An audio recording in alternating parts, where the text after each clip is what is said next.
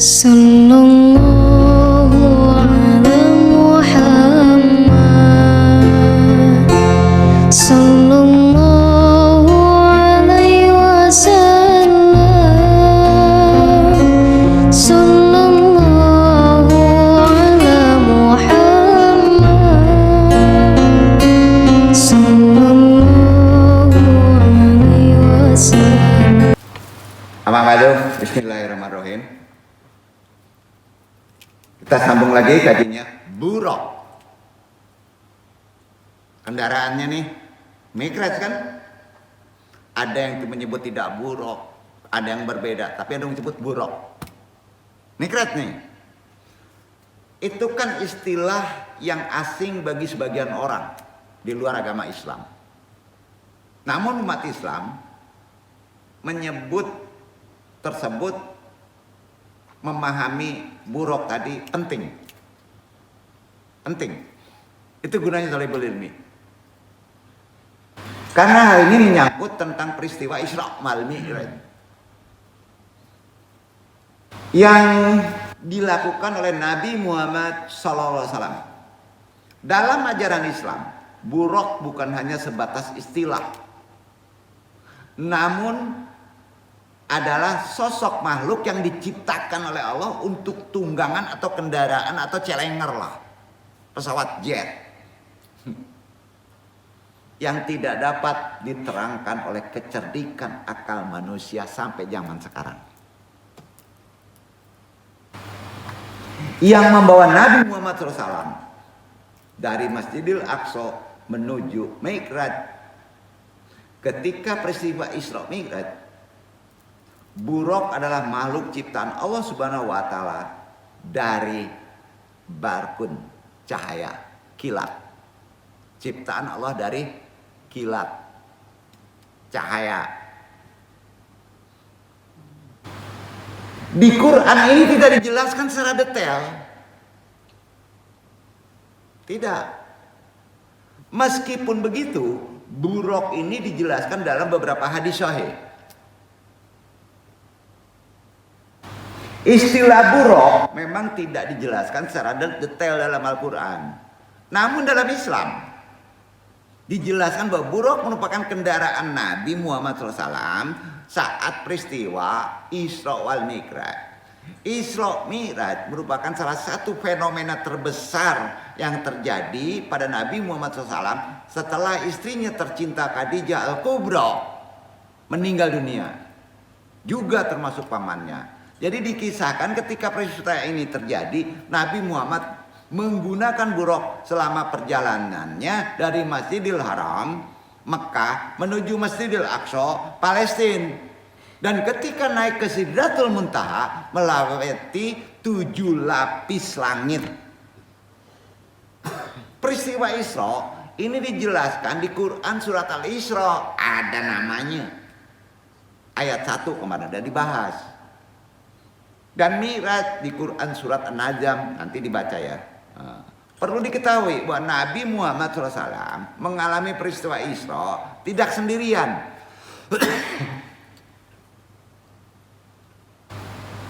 Enggak sendirian, tetapi menaiki kendaraan buruk ditemani malaikat Jibril alaihissalam.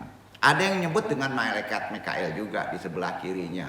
Kanan Jibril, kiri Mikail. Wallahu a'lam. Imam Nawawi berkata, Al-Burakus dabatin raqibaha Rasulullah lailatal Isra'i. Buruk ialah nama seekor binatang yang pernah dinaiki Rasulullah pada malam Isra. Syarah Sahih Muslim.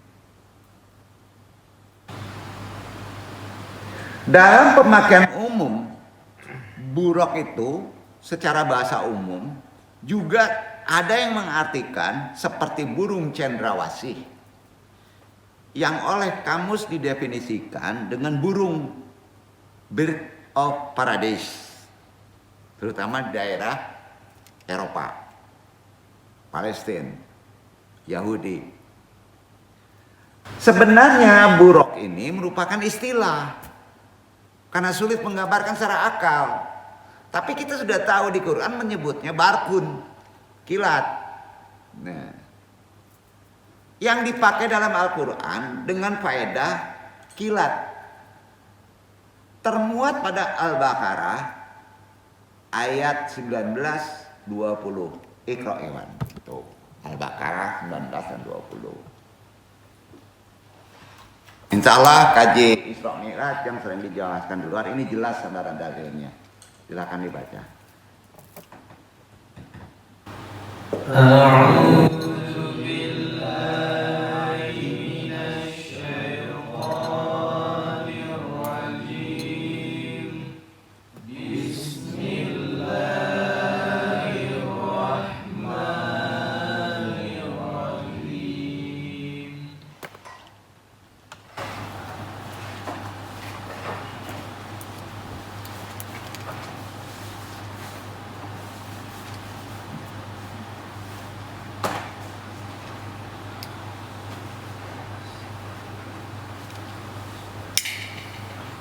أو كصيب من السماء فيه ظلمات ورعد وبرق يجعلون أصابعهم في آذانهم من الصواعق حذر الموت والله محيط بالكافرين يكاد البرق يخطف أبصارهم كلما أضاء لهم مشوا فيه وإذا أظلم عليهم قاموا ولو شاء الله لذهب بسمعهم وأبصارهم إن الله على كل شيء قدير.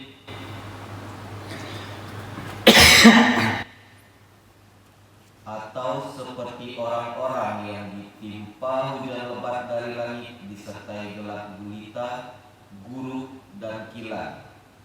Mereka menyumbat telinganya dengan anak jarinya karena mendengar suara petir, sebab takut akan mati. Dan Allah meliputi orang-orang yang kafir. Hampir-hampir kilat itu menyambar penglihatan mereka. Setiap kali kilat itu menyinari mereka, mereka berjalan di bawah sinar itu. Dan bila gelap menimpa mereka, mereka berhenti. Jikalau Allah menghendaki, niscaya Dia melenyapkan pendengaran dan penglihatan mereka. Sesungguhnya Allah berkuasa atas segala sesuatu. Jadi ayat itu menerangkan iktibar dari Isra wal Mi'raj. Paham ya? Nah, itu dia. Nah, dibaca di Arad ayat 12. Di sana kebarku, kilat juga.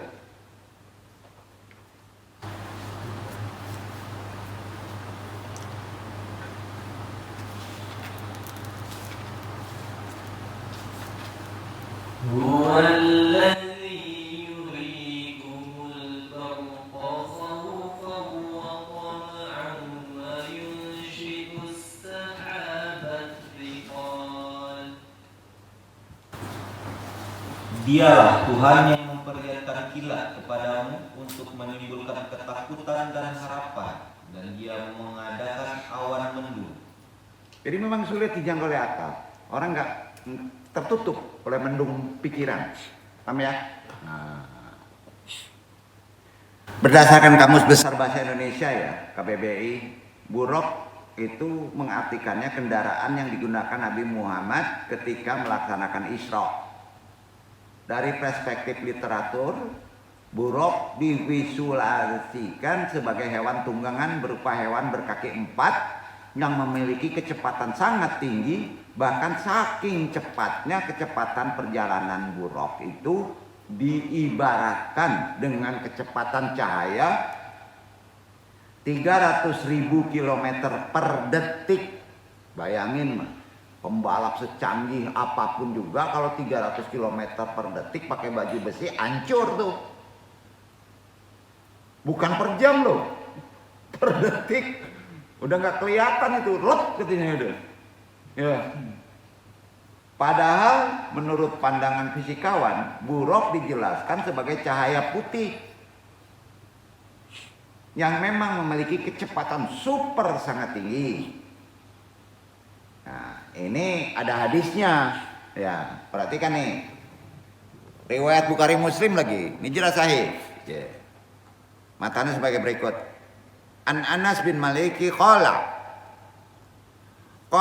Rasulullah sallallahu alaihi wasallam atini bil buraqi wa huwa farasun abyabu ala minal himari wa akhfadu minal baqli wa huwa yuhawilu an yazala akmas qadamihi ala tarafi basarihi. Falama rokabahu saral baraku wa mahamalani hatta wasal ilal baitil maqdisi. Farabatul jabali fil makani alladhi kanatil anbiya'i tarbiti fihi humullahum. Itu dia. Hadis ini saya enggak ngurangi matanya.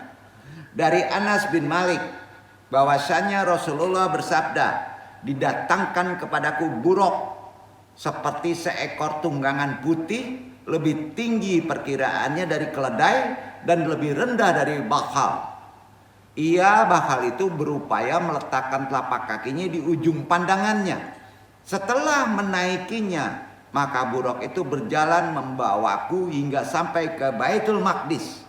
Aku ikat tambat tunggangan itu di tempat biasanya para nabi menambatkan tunggangannya. Itulah buruk. Ini nabi naik cahaya, naik petir, gitulah bahasa kerennya. Lain talo awak naik petir. Kalau badan kita tidak jadi cahaya, ya nggak bisa, bener kan? Pengen jadi cahaya. Kapan amalannya?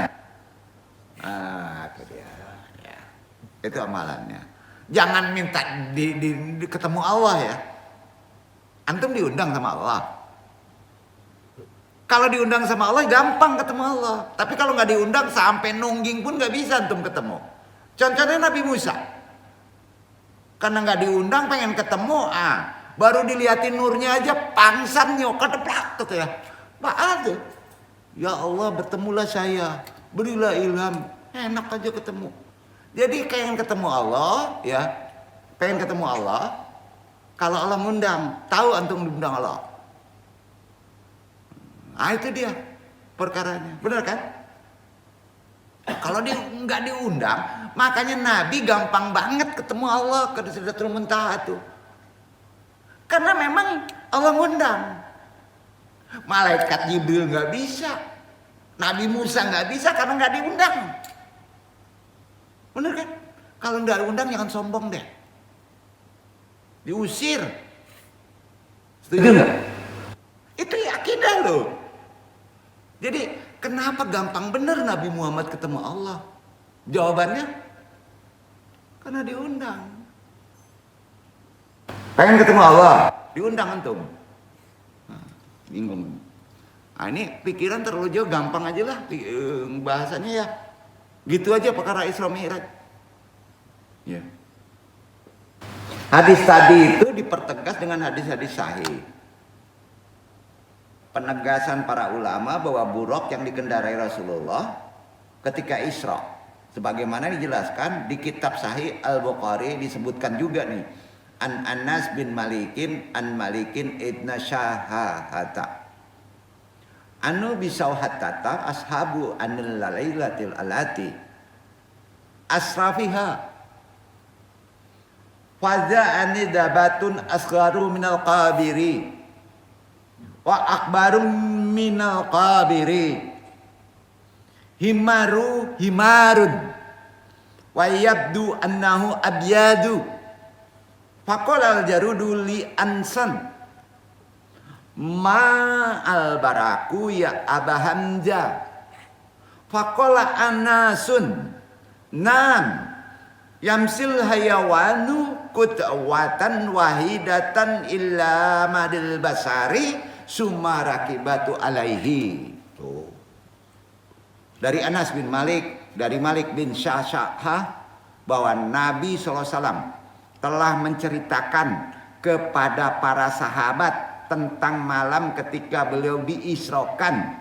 Kemudian didatangkan kepadaku seekor binatang yang tubuhnya lebih kecil daripada bihal dan lebih besar daripada himar keledai putih rupanya. Lalu Jarud bertanya kepada Anas, apakah itu buruk wahai Abu Hamzah? Anas menjawab, ya, binatang itu sekali melangkah sejauh mata memandang. Tahu-tahu udah hilang kecepatannya. Lantas Nabi ditunggangkan di atasnya. Kebayang nggak tuh? Riwayat Bukhari, Sahih Al-Bukhari, ya 327. Itu jelasnya. Nah, jadi peristiwa Isra Mi'raj ini sangat penting dan merupakan peristiwa besar yang dialami oleh Nabi Muhammad SAW. Isra wal Mi'raj juga menjadi perjalanan spiritual yang dialami oleh Nabi Muhammad SAW. Dikisahkan pada malam itu, Jibril datang mengunjungi Rasulullah. Jibril lalu mengajak Rasulullah untuk melaksanakan Isra Mi'raj. Kata Isra berarti perjalanan di waktu malam. Dan Mi'raj adalah naiknya Rasulullah SAW dari Masjidil Al-Aqsa ke Sidratul Muntaha melewati 7 lapis langit. Dalam peristiwa Isra wal Mi'raj, Rasulullah menaiki buraq bersama Jibril dan ada yang menyebut dengan juga Mikail. Untuk kemudian dalam sekejap melesat menuju Masjidil Aqsa. Sebelum tiba, Jibril sempat mengajak Rasulullah sholat di beberapa tempat, yaitu Thayyibah, Madinah Al-Munawwarah, Madyan, tempat berteduh Nabi Musa alaihissalam saat dikejar Fir'aun, Tursina, tempat Nabi Musa menerima wahyu Allah, Bethlehem, Baitul Laham, tempat lahirnya Nabi Isa alaihissalam. Usai sholat, Rasulullah melanjutkan perjalanan ke Baitul Maqdis. Setiba di sana, Rasulullah disambut beberapa nabi yang berada di lapisan langit Allah. Setelah itu mereka sholat berjamaah dengan Rasulullah sebagai imam. Dalam perjalanan dari Masjidil Aqsa menuju Sidratul Muntaha, Rasulullah SAW bertemu Nabi Adam AS di langit pertama.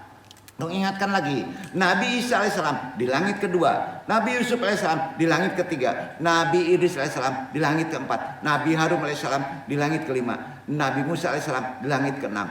Saat berada di langit ketujuh, Rasulullah bertemu Nabi Ibrahim AS yang perawakannya mirip dengan Rasulullah.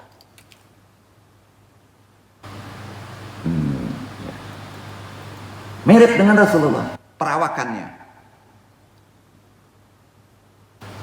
Jadi banyak sekali pesan dari para nabi untuk menyebarkan Islam kepada umat Islam. Pada Isra Mi'raj tadi. Isra wal Mi'raj jelas merupakan peristiwa yang sangat fenomenal bagi umat Islam. Kita sebagai muslim wajib meyakininya di atas hakul yakin. Peringatan Isra wal Mi'raj kali ini kita sama tahu berada pada 27 Januari 2025 atau bertepatan 27 Rajab 1446 kan? Ya. Jadi amalannya silakan. Walaupun tidak ada tuntunan Nabi, tapi beberapa ulama mengijazahkan. Peristiwa Isra wal Mi'raj merupakan sebuah peristiwa perjalanan spiritual Nabi Muhammad SAW. Terbagi dalam dua proses perjalanannya. Dalam perjalanan ini Rasulullah ditemani malaikat Jibril, ada yang menyebut juga dengan malaikat Mikail. Perjalanan pertama atau peristiwa Isra yaitu saat Nabi Muhammad melakukan perjalanan dari Masjidil Haram ke kota Mekah. Arab Saudi menuju Masjidil Aqsa di Palestina. Setelah itu Rasulullah melakukan perjalanan Mi'raj dari Masjidil Aqsa menuju Sidratul Muntaha. Selama melakukan perjalanan ini, Nabi Muhammad diberi kendaraan disebut buraq, yaitu hewan berbulu putih tinggi melebihi himar atau hewan seperti keledai dan lebih pendek dari bihol atau keturunan silang antara kuda betina dan keledai jantan. Malaikat Jibril mendampingi di sisi kanan dan malaikat Mikail disampingi di sisi kiri. Menurut riwayat yang lain. Wallahu alam. Rasulullah SAW dalam perjalanan Isra atau dari Makkah di Arab Saudi menuju Masjidil Aqsa di Palestina, Nabi Muhammad bertemu dengan 11 golongan di samping bertemu para Rasul di tiap lapisan langit. Nabi Muhammad juga bertemu dengan 11 golongan dengan segala tingkah lakunya. Ini ajarannya. Ada 11 golongan. Dikutip, dinukil dari kitab Dardir Maraza karya Syekh Najmuddin Al-Ghatihi.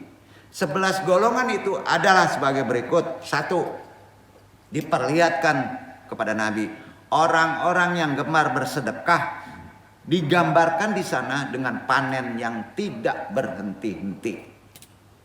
Kedua, diperlihatkan Nabi orang-orang yang selalu berpegang teguh pada agama Allah yang dicetuskan dari bau harum keluarga besar Masyitah yang dimasak hidup-hidup oleh Fir'aun karena tidak mau mengakuinya sebagai Tuhan. Diperlihatkan juga ke Nabi.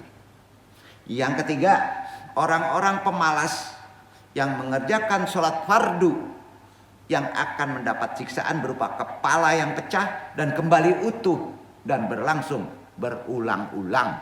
Bayangin yang malas sholat aja, apalagi nggak sholat. Diperlihatkan sama Nabi. Yang keempat, orang-orang yang enggan bersedekah yang diibaratkan dengan pohon dari, pohon kering dan berduri, dan pohon jakum yang tumbuhnya rasanya super pahit dan batu yang panas.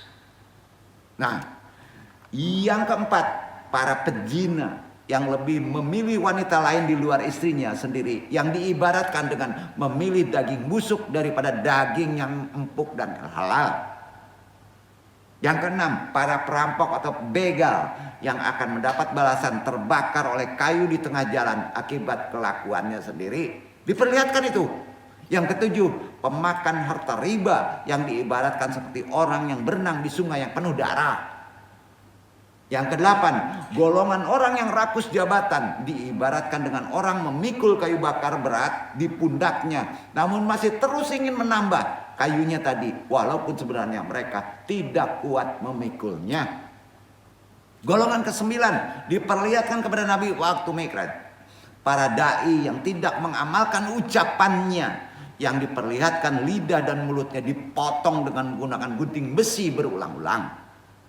Kesepuluh, para pengumpat diperlihatkan kepada Nabi yang digambarkan dengan golongan orang-orang yang berkuku panjang dan terbuat dari tembaga yang dicakar-cakar mukanya dan melalui kukunya sendiri.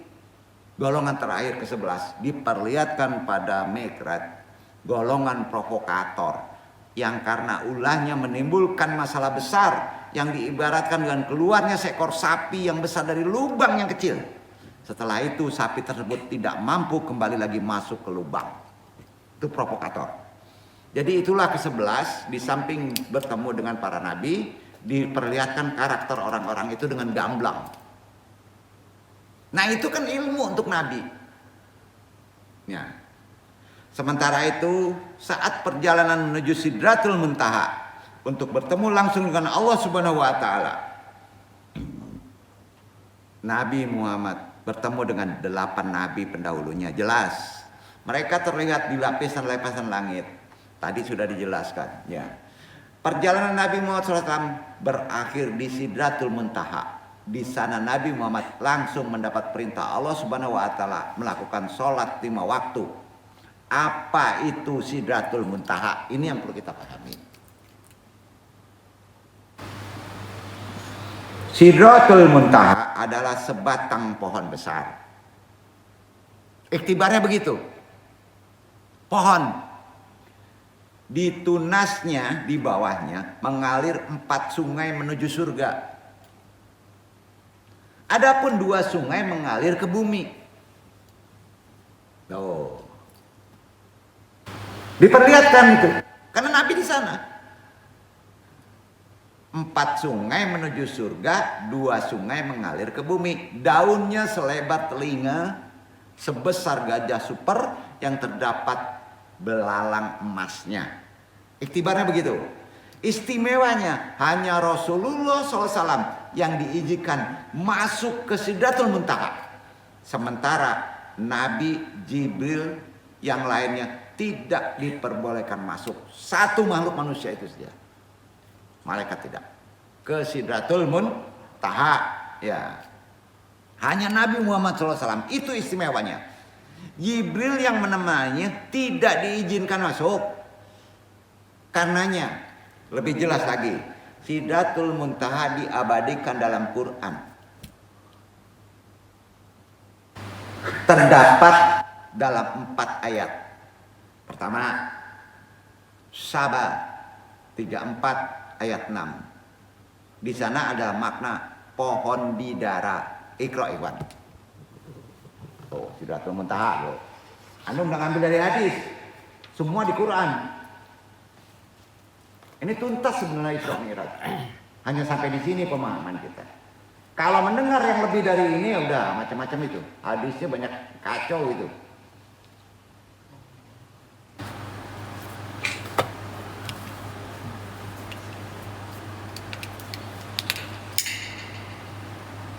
ويرى الذين أوتوا العلم الذي أنزل إليك من ربك هو الحق ويهدي إلى صراط العزيز الحميد. Dan orang-orang yang diberi ilmu Alkitab berpendapat bahwa wahyu yang diturunkan kepadamu dari Tuhanmu itulah yang benar dan menunjuki manusia kepada jalan Tuhan yang maha perkasa lagi maha terpuji. Itu ayat berapa? Saba 34 ayat 16.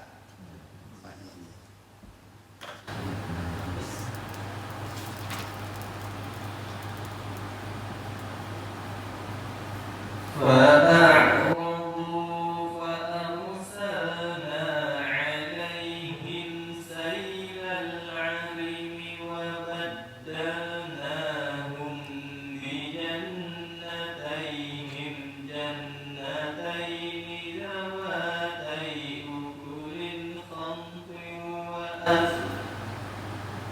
وأثل وشيء من سدر قليل. Tetapi mereka berpaling, maka kami datangkan kepada mereka banjir yang besar, dan kami ganti kedua kebun mereka dengan 2 kebun yang ditumbuhi pohon-pohon yang berbuah pahit, pohon aks dan sedikit dari pohon sip. Bidara. Pohon sidir itu bidara. Jadi min sidrin kali. Ya. Itu ada di Sidratul Muntaha. Jangan melihat film nih. Ada film yang aneh juga ya. Ya. Ini benar, ini Quran ini. Kemudian yang kedua Al-Waqiah 56 ayat 28. Dengan makna pohon bidara yang tidak berduri. Anung yang baca ya. Fi sidrin dahdudin. Mereka berada di antara pohon bidara yang tidak berduri. Yang ketiga An-Najm surat 53 14, 15, 16. Yang juga bermakna pohon, namun hanya Allah yang mengetahui hakikatnya. Iqra ikhwan.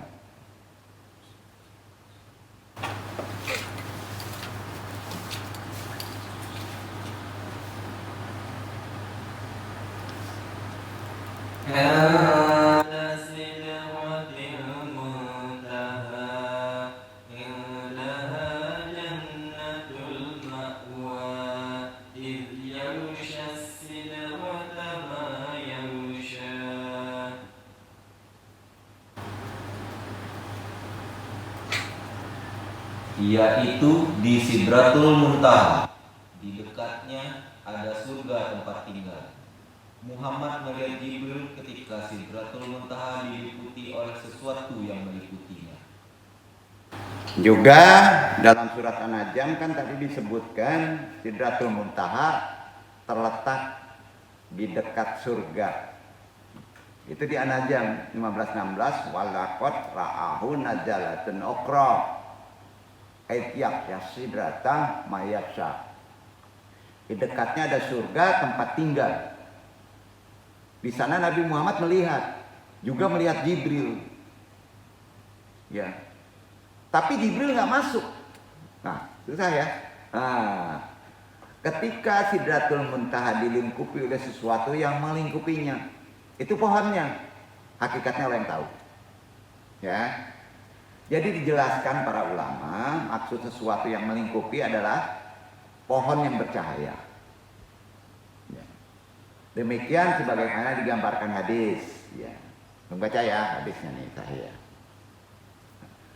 Lama rufaati la as-samai rafiati la sidratil muntaha.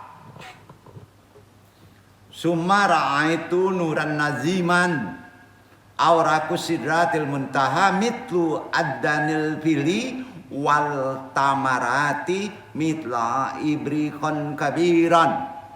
Hunnaka arba'atun anharin yakruju min judruriha nahrani karizani wa naharani dakaliyani.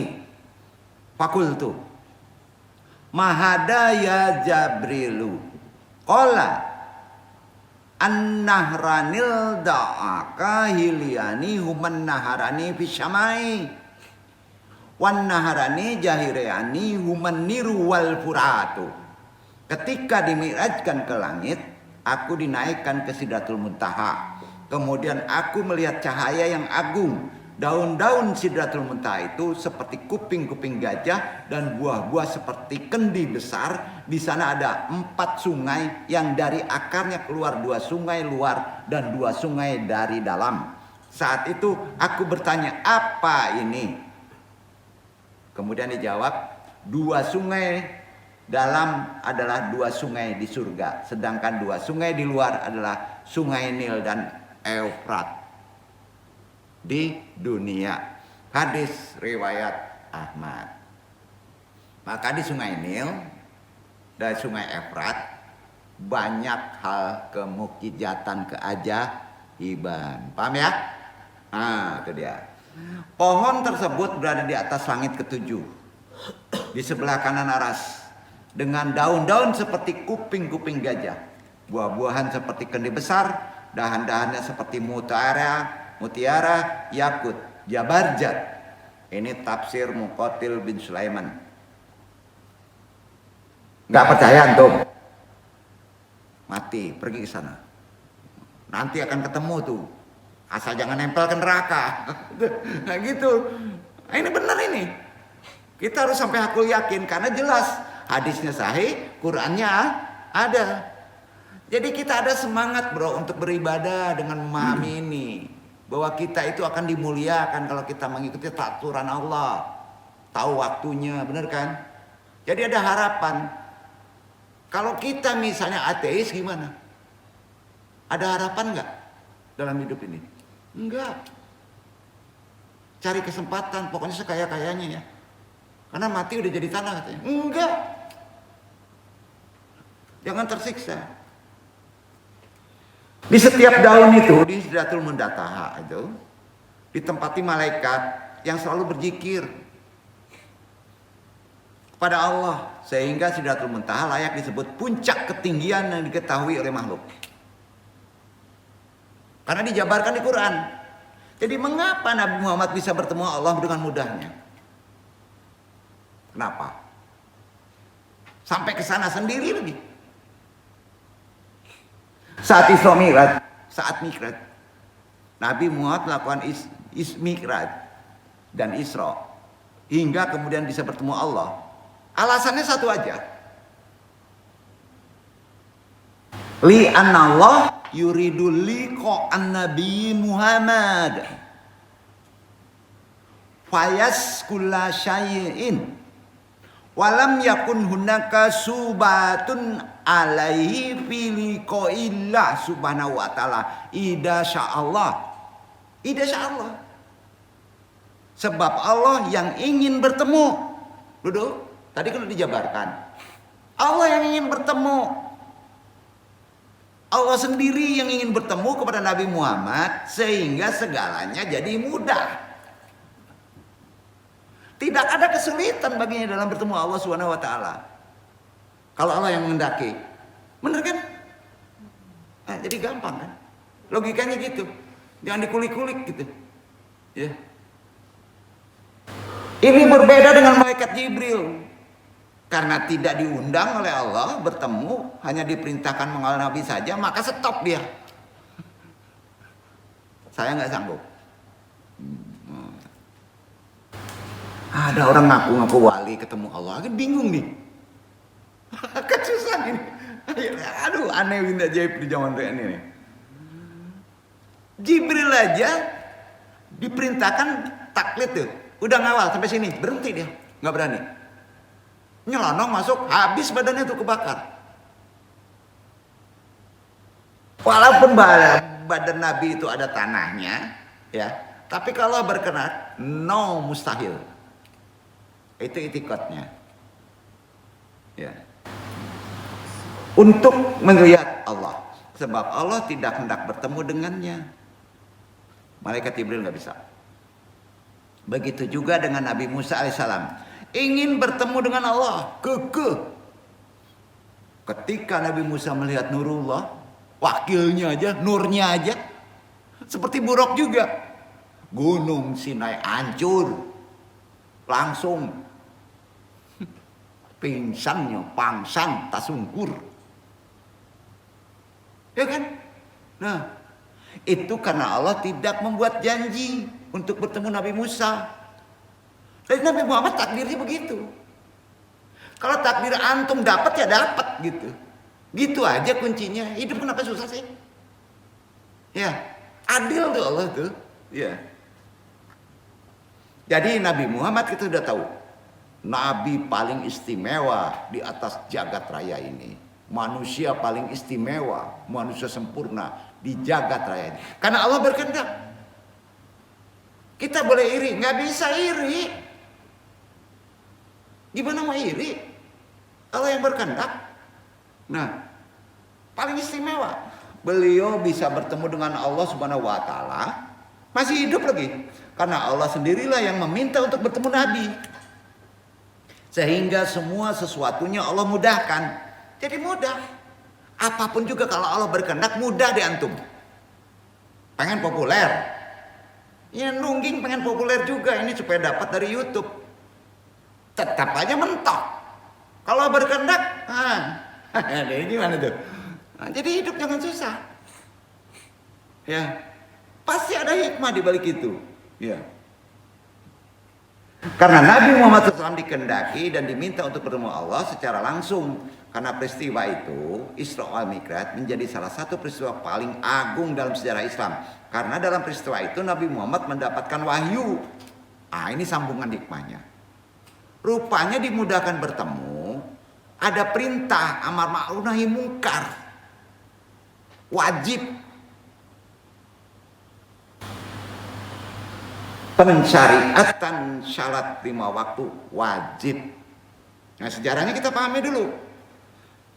Memperoleh keistimewaan dari Allah untuk melakukan perjalanan mulia bersama malaikat Jibril, bertemu dengan nabi-nabi terdahulu, melihat surga dan neraka, berjumpa dengan Allah, memegang perintah mandat dari Allah.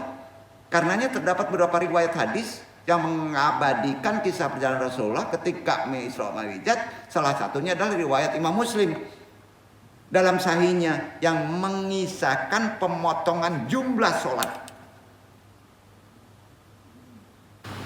dalam sehari semalam. Umat Islam dari 50 kali menjadi 5 kali waktu sholat. Ini ada hikmahnya, nanti paham antum. Hal ini yang jarang disampaikan. Sebetulnya ada banyak hikmah terkandung di dalam itu, bukan sholat wajibnya saja. Di Mi'raj Isra Nabi itu.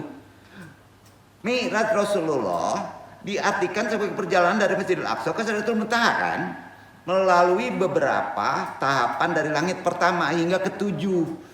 Dan pada setiap langit Rasulullah dipertemukan beberapa nabi yang terdahulu.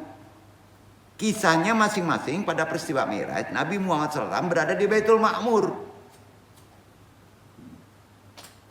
Mewajibkan beserta umat Islam yang dipimpin oleh Nabi itu, umat akhirul zaman, untuk mengerjakan sholat 50 kali sehari semalam. Itu perintah awalnya. 50 kali sehari semalam. Nabi Muhammad menerima pada itu. Udah seneng itu. Nggak sadar kalau umatnya memble tuh. Wah, alhamdulillah diterima oleh Nabi. Begitu saja dan langsung turun. Nabi itu, ya, turun pada langit ke-6. Nabi Musa nyentok, komplain antum.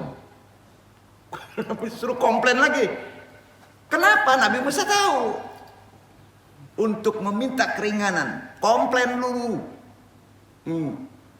Berdasarkan sebab umat Nabi Musa yang kuat pada masa itu juga nggak mampu sholat 50 waktu. Berarti Nabi Musa ngalamin dengan umatnya, diterima, nggak mampu memble. Nah, apalagi umat Muhammad yang lemah. Nabi Musa gede-gede loh, waktunya panjang, nggak mampu 50. Kan tahu tuh Nabi Musa tuh.